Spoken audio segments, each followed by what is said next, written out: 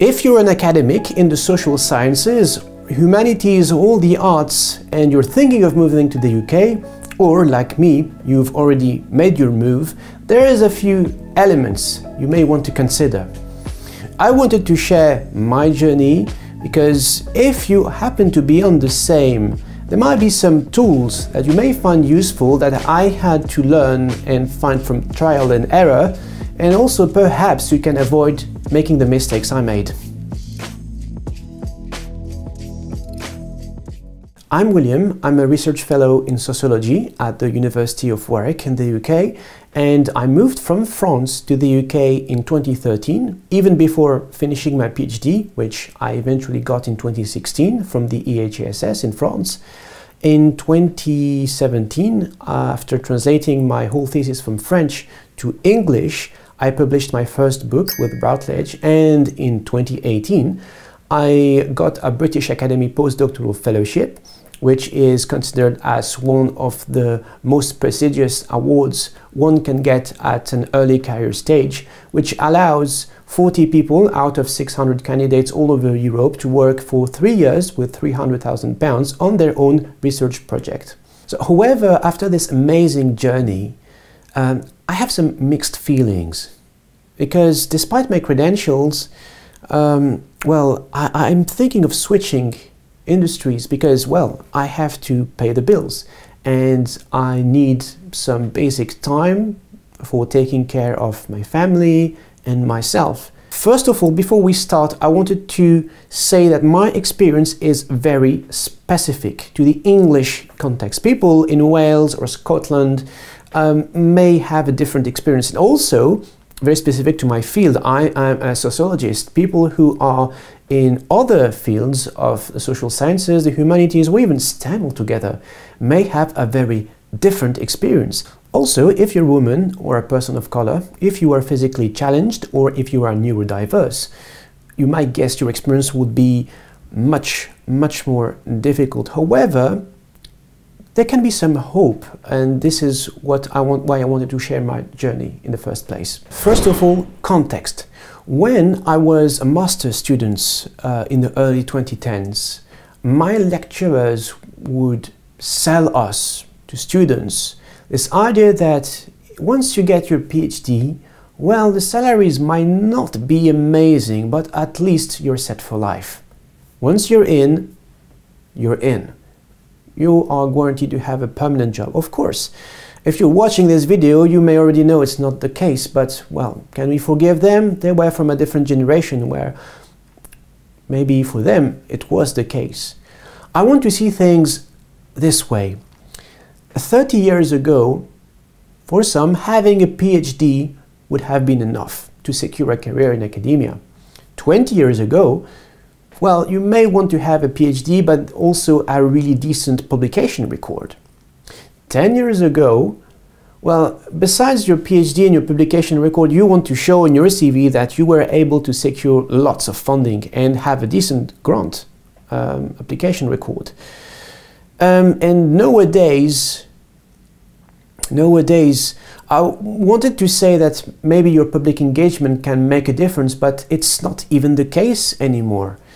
For you to get and secure a permanent job in academia, of course there's exceptions, but it's much to do with your personal network, and we'll talk about this in this video.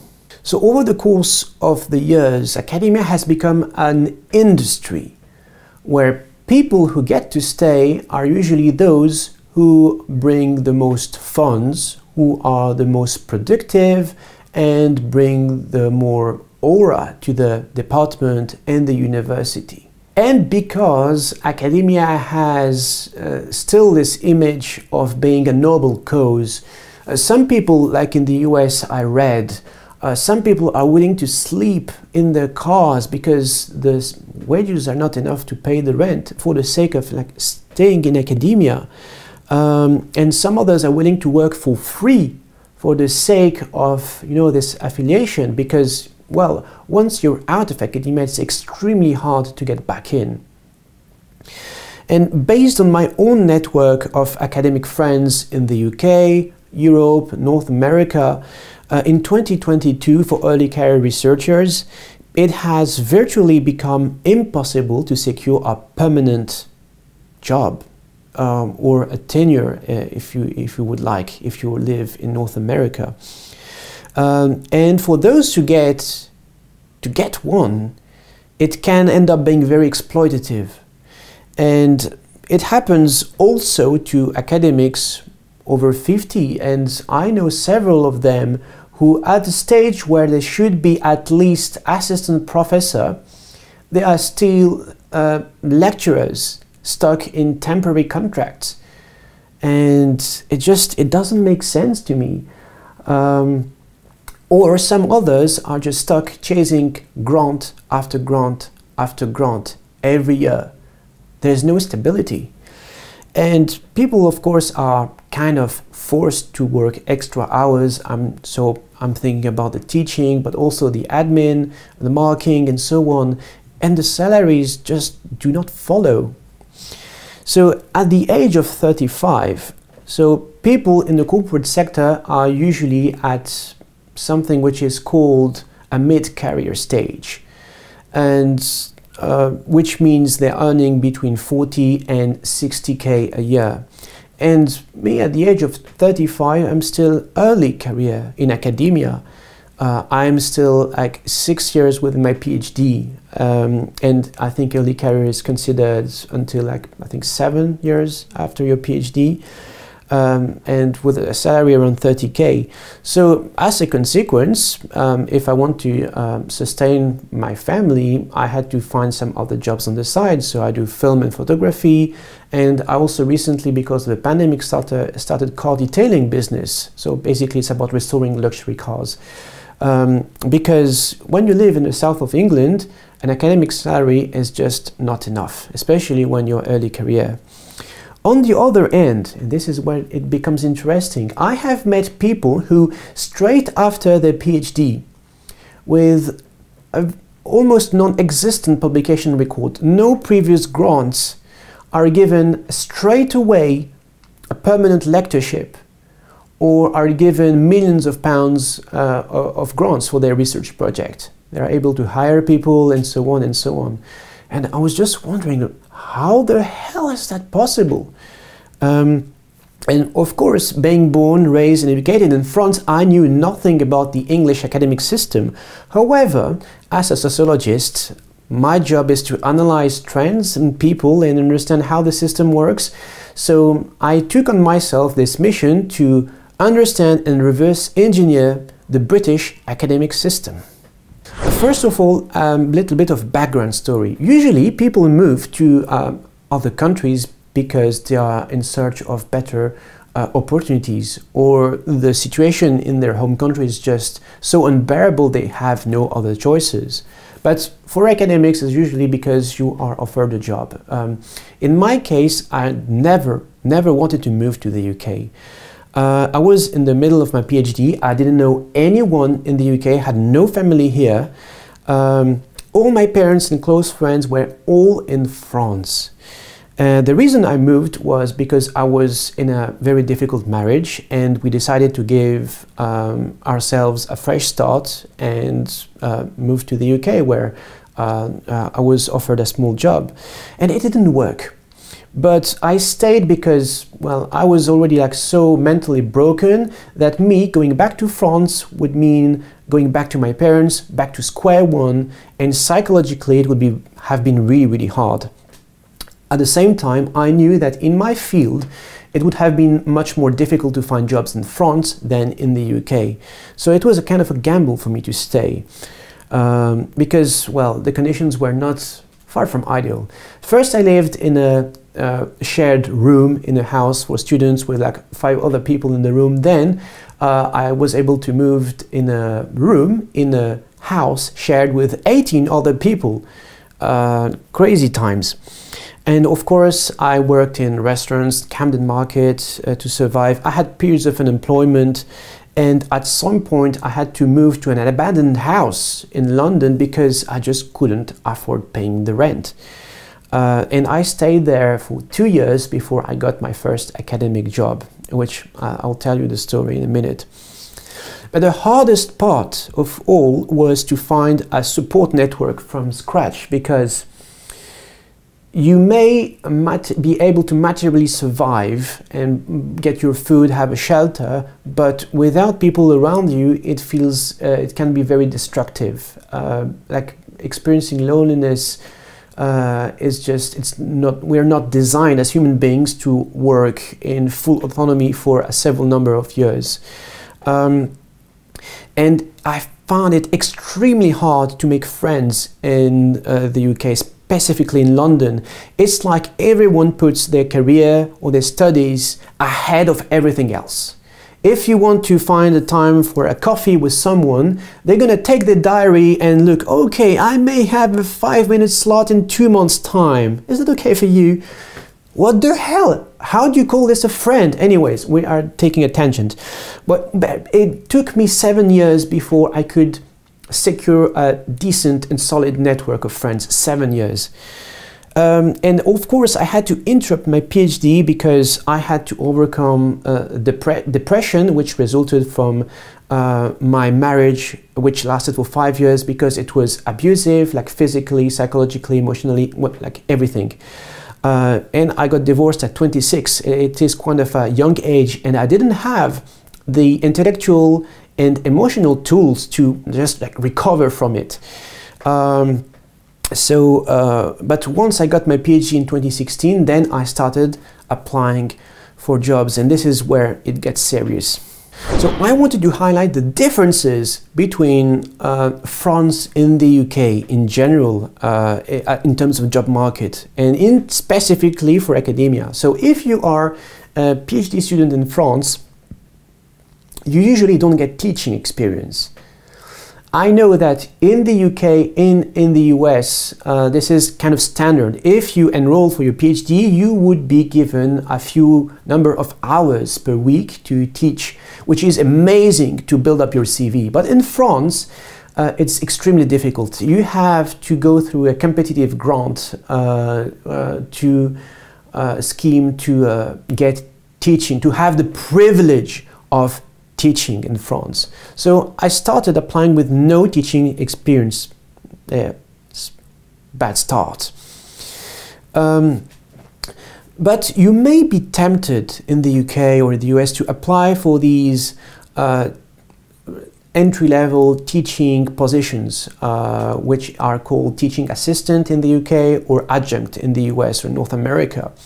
However, there's a catch, because these positions are rarely advertised. And for one good reason is because universities want to give them first to their own PhD students.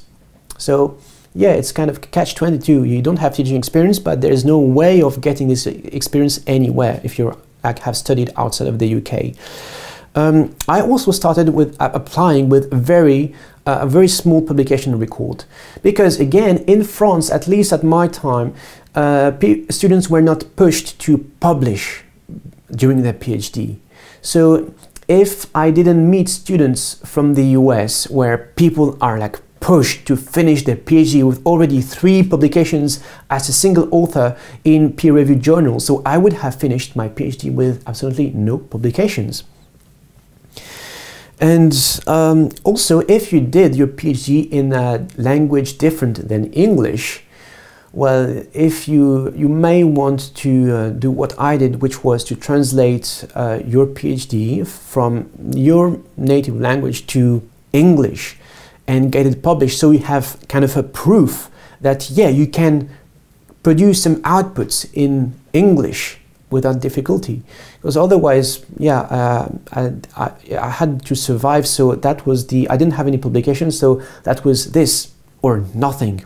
So by the time I was applying for jobs, I managed to secure, I would say, 2 publications as a single author in peer-reviewed journals, not the famous ones, of course, and 3 book chapters. With some kind of miracle, I was able to get my thesis, which I translated from French to English, with Routledge in 2017. And even with all that, that was not enough to enter academia.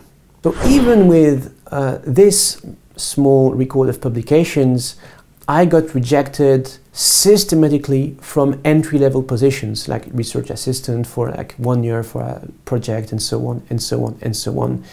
Like systematically, I got rejections by the dozen, which is, I guess, normal for in this day and age. But because bear in mind that in the UK, the market is saturated.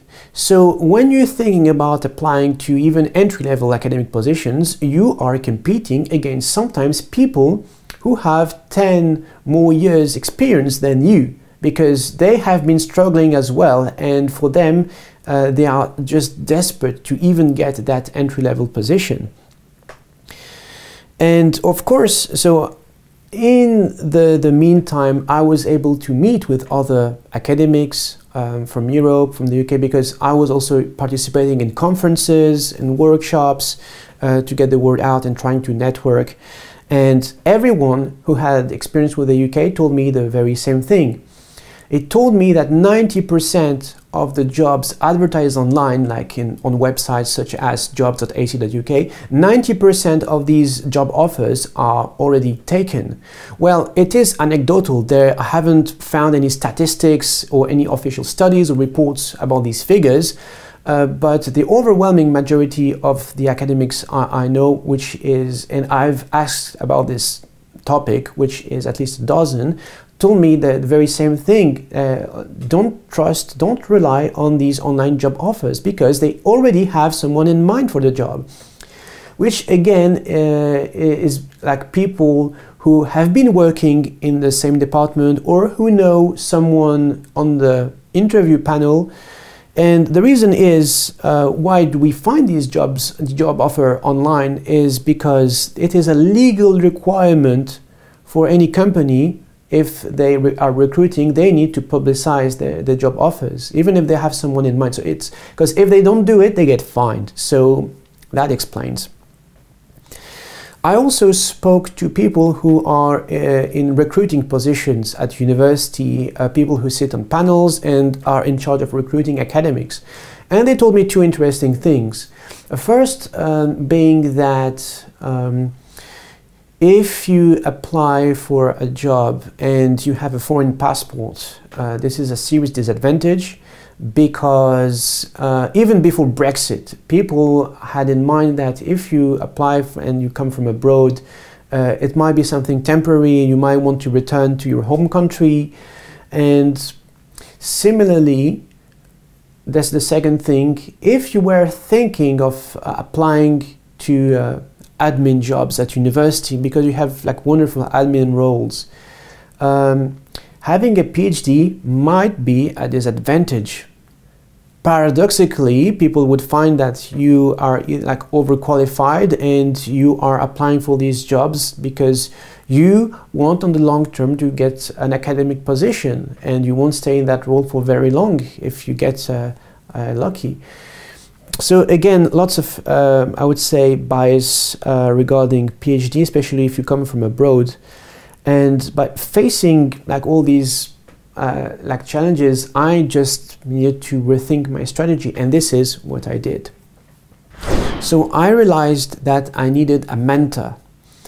I needed someone who is much more senior than me, who knows how the industry works, who knows how the system works, and who could be able to guide me and advise me.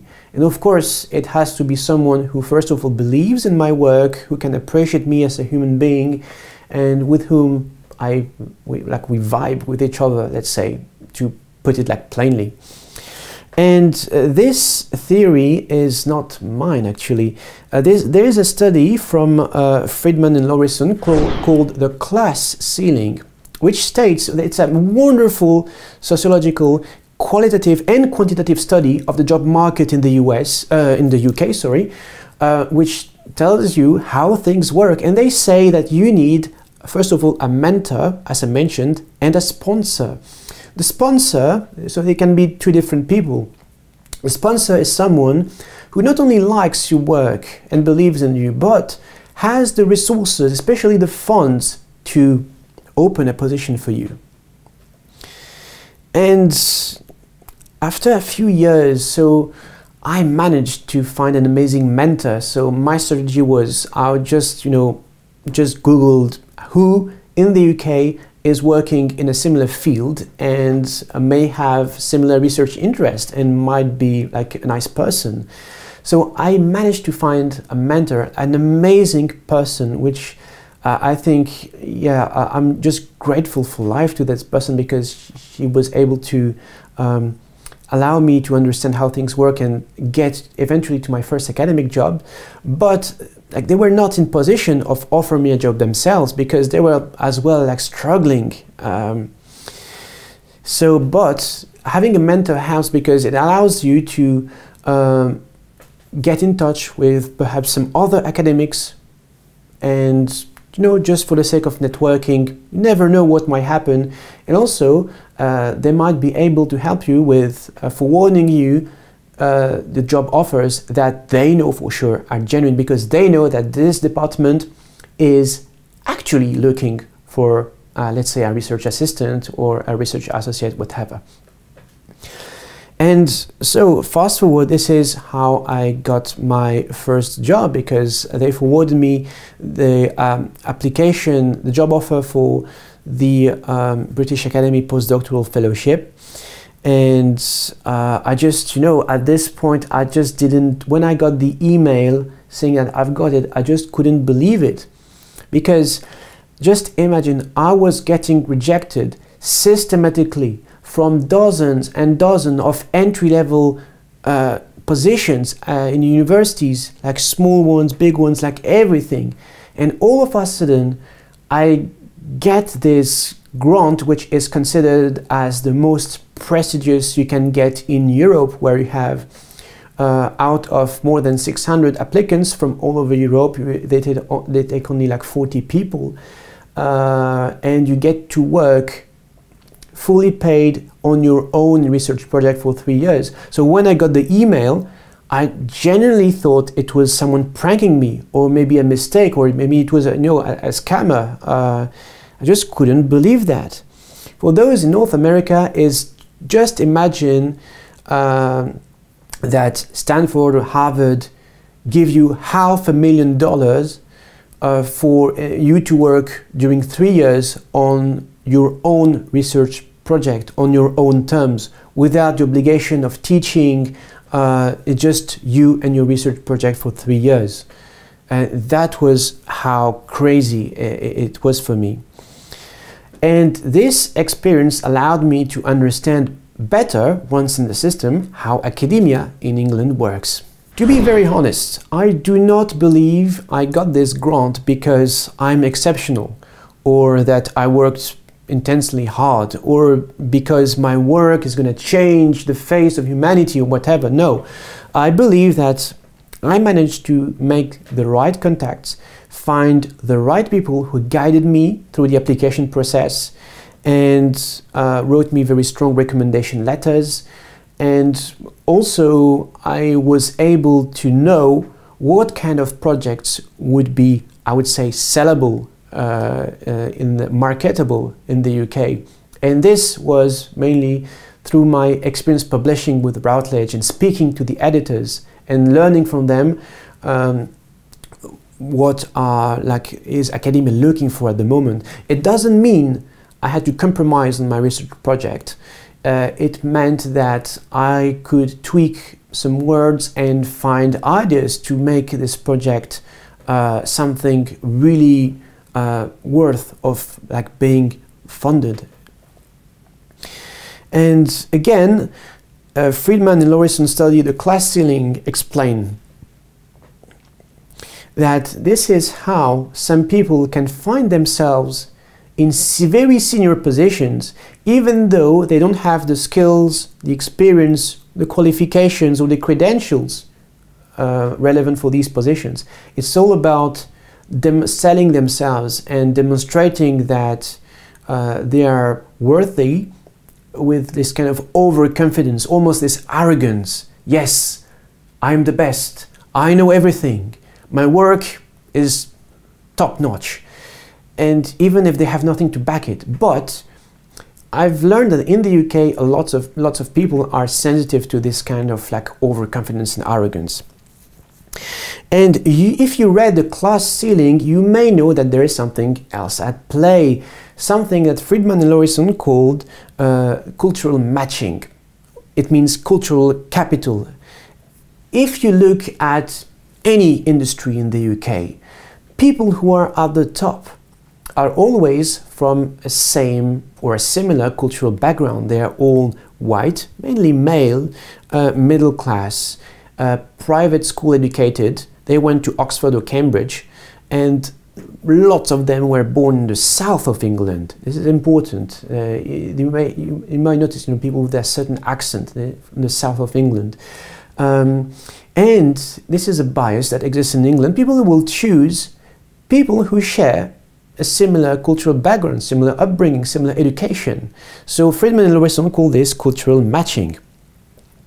Of course, you always have exceptions. My department at Warwick was exceptionally diverse, not only from the perspective of the researchers and the staff, but from the perspective of the topics people were working on. It's just like amazing. But again, this is a different story. Unfortunately, the dominant norm in England is like pretty much what I've described, white, middle class, male, born in the south of England, private school, Oxford, Cambridge.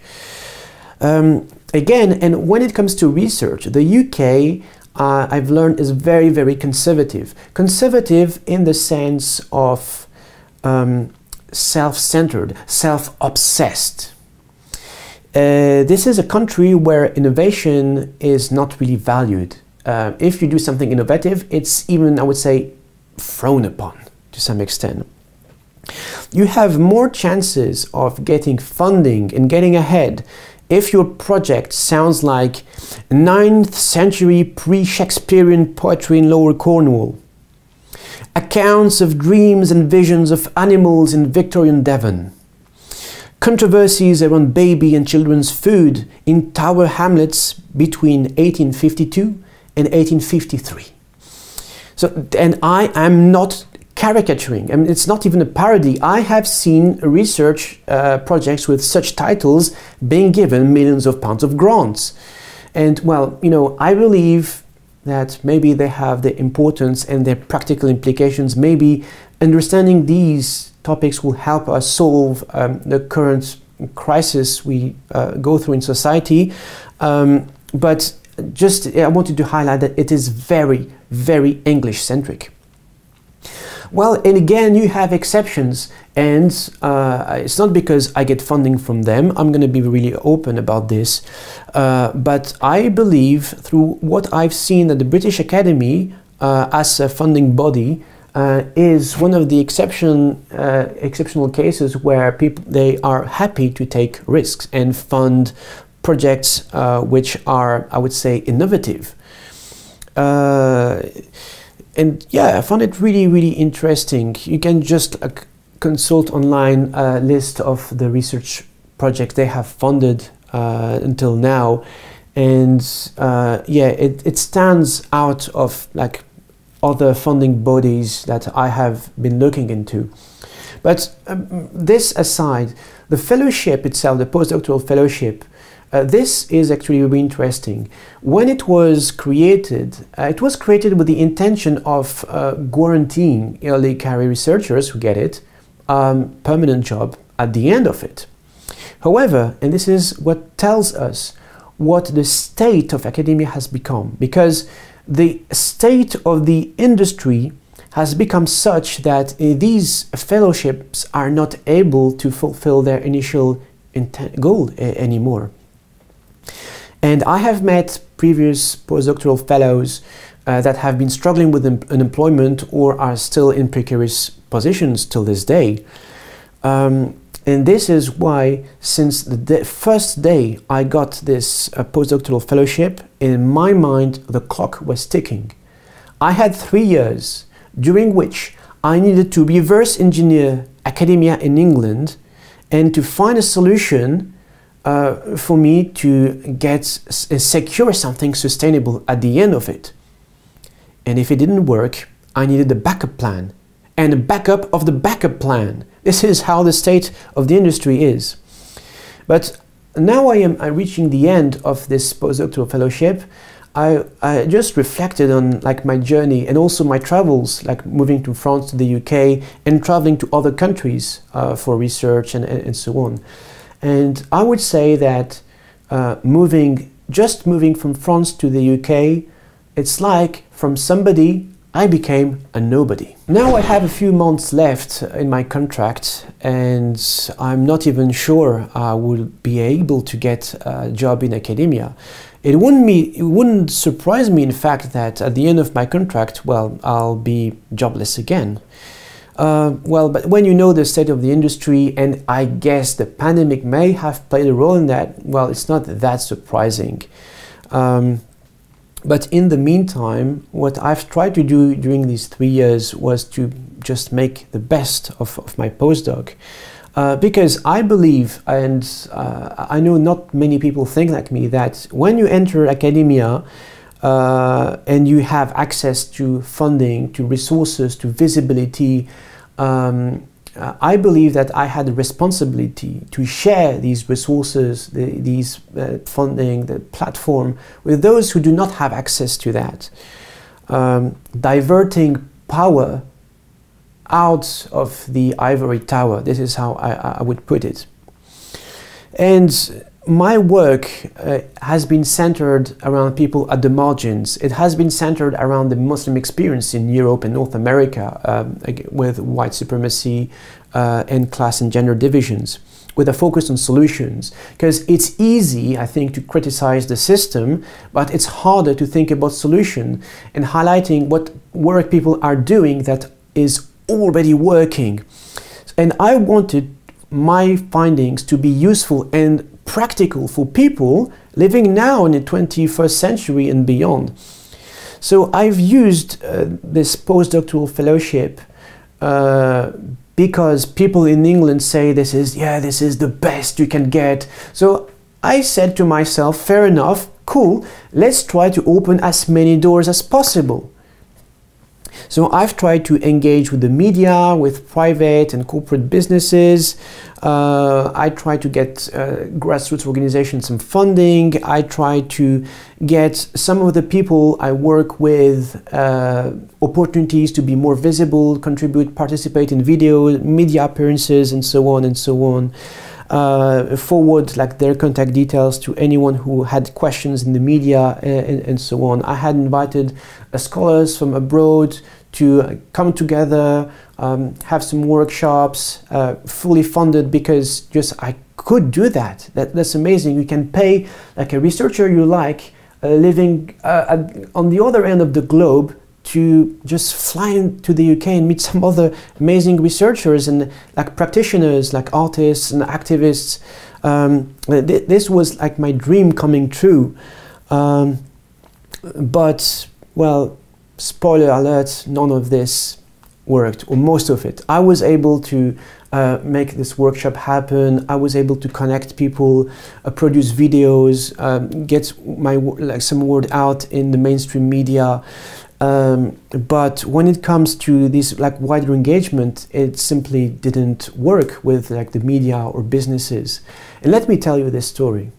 So you may know that I make films and documentaries, and even before, you know, like considering academia, I didn't like finish my PhD. I made this documentary about Muslims in Poland in 2013. I got funding for that. I didn't even have, like, I didn't finish my PhD at that time. And so I'm thinking, yes, with this amazing grant I got, from which I can use some money for public engagement and towards the production of a movie. What if, so, you know, I've got the skills, by now, like, I have more than like 15 years experience, like making films, commercials, documentaries. So obviously, I've got this massive academic grant, which is completely prestigious, and people are like all over the place when I tell them about that. I'm thinking, okay, let's be clever on this. I want to make a documentary about my research, or, you know, a series of short films. Let me get my university or my funders to pitch the TV channels. Because, you know, here in the UK, you've got some TV channels, I'm not talking about the main ones, but they pitch them as well, producing even, you know, short documentaries like 15, 20 minutes. And so I come and I bring funding on the table, I bring my expertise, I've got the experience, I can do this myself. These TV channels don't have any money to spend, and they can rely on my university. My university is backing me. So I got them to pitch my project to TV channels, and like everything was like properly checked by people who work in the media, you know, the film treatment, the budget, like everything.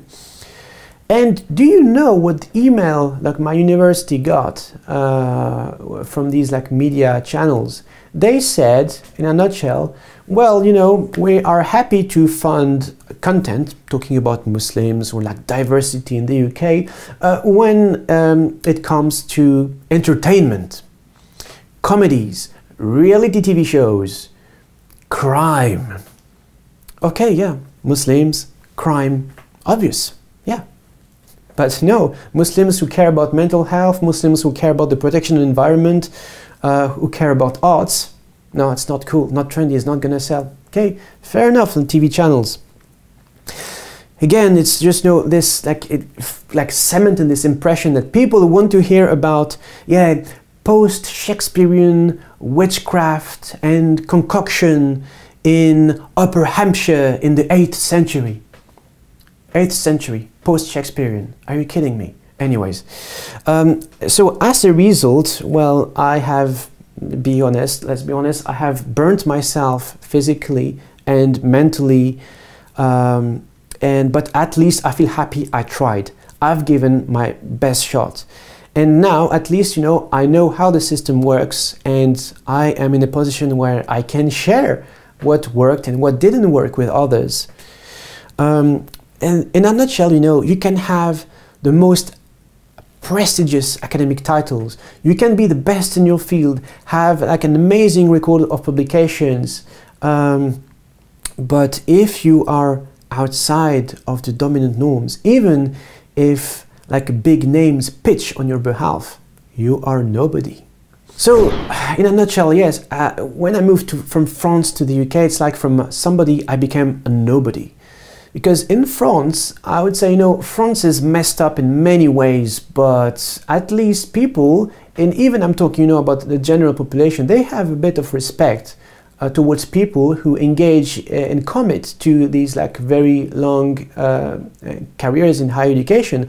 Or even, you know, if you're, let's say, an artist and you have the commitment, the passion, they can appreciate that, yeah, this is someone who goes on their journey, and yeah, you respect that. In the UK, none of this. It's none of this. It's, you know, despite here like having a PhD, having the book, having got like made films, gotten this amazing grant, people just don't give a damn. And I see this for many other people who work in different areas, whether it's like heritage, education, mental health, and the environment. People who achieve the highest level possible in the UK, and it's like, you know, I don't want to caricature, but if you don't have your selfie with the Queen, you're nobody. And, you know, in the UK, people go after these like OBEs, MBEs, you know, like Order of the British Empire, you know, these medals you get, like these awards and stuff, which don't grant any privilege or power. It's just symbolic, but people respond more to that than your skills, your experience, your credentials or qualifications. It's beyond me. It's beyond me. It's my job to understand and analyze this, but I have to say this is way beyond me. Anyways, so of course, you know, it's when you experience this over the course of like 9 years now, like I had some really serious self-esteem issues, because I was wondering, you know, I've done all this, I've invested so much of my time and energy into all this for what? For nothing, except for perhaps a handful of people I've been working with who appreciate the value and the practical implications of my work. And you may argue, you know, at the end of the day, this is what's most important. And even if there's one people for whom it's been useful, it's victory. But the problem is in academia, this is one of the fields where if your work is not appreciated, it doesn't help you advance your career, it doesn't help you paying the bills. And this is my contention. So of course, one question I have asked myself is, should I move out of the UK then? In contrast, whenever I travel to the US and meeting people who are in and out of academia, I felt like I was considered as a human being again. It might sound crazy, but I felt that in the US, people have much more respect for one's education, for one's dedication, one's skills, one's experience, and if you're also like driven by a passion, if you decide to commit your life to something, people can respect that, even if you like, let's say it's in the arts. It's just like crazy. I always get invited to deliver small presentations, workshops, to collaborate with people, get offered jobs. It was not enough for me to move, but yeah, I've got like offered like even freelance contracts. Just crazy. In the UK, it's a country of gatekeepers. If you don't tick the right boxes, if you don't conform to dominant culture, you're basically won't get very far. And you know, people, once they have their seats in positions of power, it's the kind of country where they're gonna get comfy and keep the seat heated as long as they can. So I'm not saying that the US is better than the UK. The US has its own challenges, and I'm not even sure like how I would like cope moving to the US, because there's like it's different, like visiting and spending a few weeks or a few months and actually, you know, trying to get jobs there, trying to survive and so on and so on. But you know, might as well struggle in a place where it's a bit more sunny and people respect what you've been doing and respect your work. There's always exceptions and people who are lucky. So you know, if you go through the like online application routes, you know, that's one job offer might work for you. You may be lucky and come across that one person at a conference that will give you job opportunities.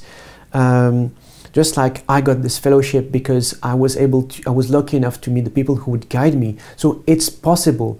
It's just, when I look back at my journey, I just wish it was a bit smoother and easier, but you know, with difficulty comes lots of lessons. So the final bit of this video is, should we talk about after academia? The thing is, I still want to produce, I still want to do research, to write, to teach, produce films, and be there for students and other people who need it. And as like my motto is diverting power from the ivory tower. But I need to face the reality that I need to pay the bills, and I have a family and friends I want to take care of. I want to spend time with them, engage in meaningful things. And with a postdoctoral fellowship, your starting salary is around 30K. And then you think about if, for example, the industries like tech, people at the same level as you are being paid 70K. That's more than double. So will you see me like in a tech job soon? Well, only the future will tell. I still have a couple of options to explore. Maybe one can think of hybrid options where you keep an affiliation to a university, meaning that you belong to the university but you're just not paid, so you can still access the library. You may have like 2 hours teaching contract a week, and for paying the bills you have something else on the side.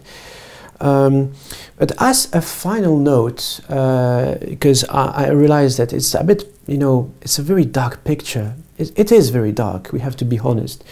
But I wanted to end up like on a lighter note. So the British Academy has recently, in 2021, created the Early Career Researcher Network. You may want to Google it. And this is for anyone who is an early career researcher who considers themselves as one. So within like 7 years after their PhD, exception can happen. So just go and have a read on the terms and conditions.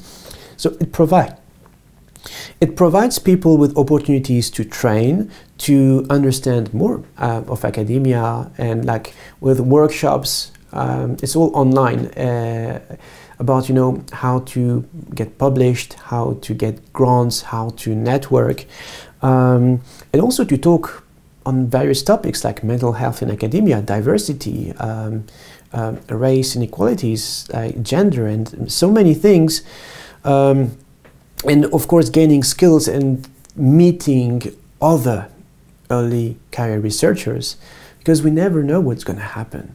So I personally think this is something brilliant. It didn't exist when I first got this fellowship, but it is an initiative. I believe it's important, like making people aware it exists and encouraging, like if you are on a similar journey, just feel free to join. There's no like fees to join. Just like enter your email and a few details, and who knows. So thanks so much for watching. I hope this was useful. And again, well, do not subscribe to my channel. My content is random and spontaneous, and I don't rely on YouTube for earning a living, so just don't bother boosting the algorithm. If you want to contact me, my email address is at the bottom in the description of this video. Until then, take care of each other, and till next time.